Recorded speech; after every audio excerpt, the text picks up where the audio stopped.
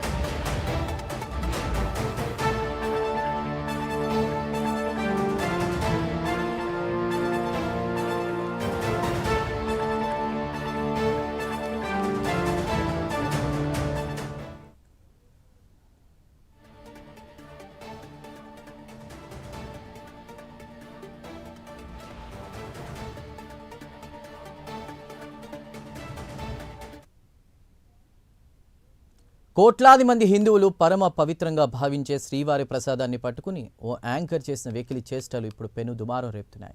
Anchor Shivajyothi శ్రీవారి ప్రసాదాన్ని కించపరుస్తూ చేసిన ఓ రీల్ ఇప్పుడు సోషల్ మీడియాలో వైరల్ అవుతోంది. టీటీడీ నిబంధనలను కాలరాసి భక్తుల మనోభావాలను దారుణంగా దెబ్బతీసిన ఈ ఘటనపై హిందూ సంఘాలు భక్తులు భగ్గుమంటున్నారు. ఇంతకే అసలు ఆ రీల్లో ఆమె ఏమంది? ఇంత బరి తెగించడానికి గల కారణం ఏంటి? ఘటనపై టీటీడీ అసలు ఎలాంటి చర్యలు తీసుకోబోతోంది? మరింత సమాచారాన్ని మా ప్రతినిధి సునీల్ తిరుమల నుంచి లైవ్లో అందిస్తారు. సునీల్, శివజ్యోతి చేసిన వెకిలి చేష్టలను ఎలా చూడాలి? అసలు భక్తులు ఏమంటున్నారు? అంటే ఒక ఫేమ్ కోసం శ్రీవారి ప్రసాదంతో ఆటలాడుకోవడాన్ని ఈ విధంగా చూడాలి.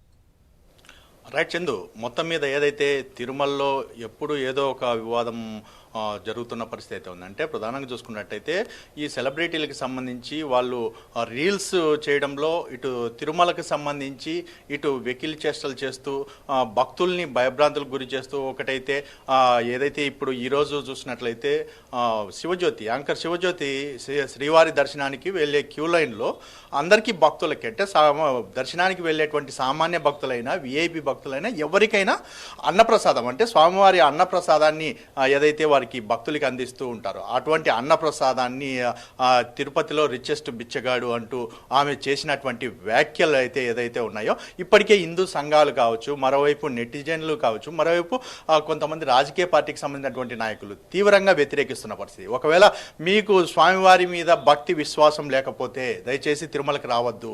ముఖ్యంగా ఏదైతే మీరు ఇది ఇలా చేశారో దీనికి సంబంధించి మీరు కనీసం ఇప్పటికైనా మీ తప్పు తెలుసుకొని ఇంతవరకు దాని గురించి క్షమాపణలు కూడా చెప్పలేదు, మీకు కనీసం భక్తి విశ్వాసాలు లేవు, హిందువులు కాకపోతేనే ఇలాగ మాట్లాడతారని చెప్పేసి చాలామంది వ్యతిరేకిస్తున్న పరిస్థితి అయితే కనపడుతుంది. అంటే గతంలో చూసుకున్నట్లయితే గతంలో కూడా ఏదైతే ఇదే సీరియల్ నటి ఈ తిరుమల అలిపిరి నడక మార్గంలో బాబోయ్ చిరుత అంటూ ఒక వీడియో చేసిన పరిస్థితి అయితే ఉంది. దానికి సంబంధించి కూడా భక్తుల్ని భయభ్రాంతికి గురి చేస్తారని చెప్పేసి ఏదైతే అప్పుడు టీటీడీ చర్యలు చేపట్టిన పరిస్థితి అయితే ఉంది. అంటే తిరుమలలో తరచు ఏదైతే సోషల్ మీడియా ద్వారా కావచ్చు, మరోవైపు ప్రసార మాధ్యమాల ద్వారా నిత్యం టీటీడీ అనౌన్స్ చేస్తూనే ఉంది. ముఖ్యంగా తిరుమలలో రాజకీయ ప్రసంగాలు చేయడం కానీ, తిరుమల గురించి అప్రదిష్ట చేసేటువంటి వ్యాఖ్యలు చేయడం కానీ, ఏదైనా రీల్స్ చేయడం కానీ ఎవరైనా చేస్తే ఖచ్చితంగా వారిపై కఠిన చర్యలు తీసుకుంటాం, వారిపై కేసులు నమోదు చేస్తామని నిత్యం మైకుల ద్వారా